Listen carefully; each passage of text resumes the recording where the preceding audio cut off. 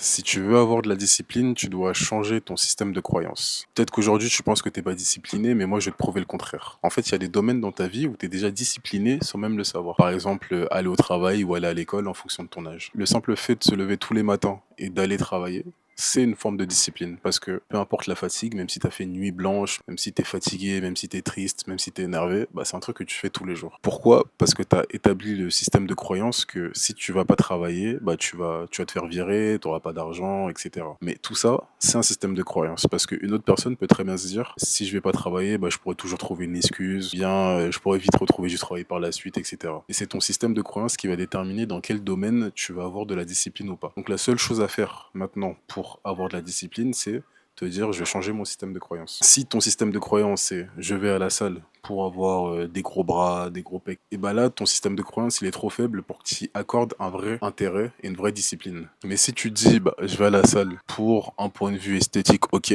mais aussi pour entretenir mon physique, pour être en bonne santé, pour avoir un corps fonctionnel quand j'aurai 70 ans, pour éviter de mourir d'une maladie cardiovasculaire, bah là ton système de croyance il est changé et du coup tu vas porter une importance beaucoup plus grande. Donc forcément tu auras beaucoup plus de facilité à avoir de la discipline dans le fait de faire du sport.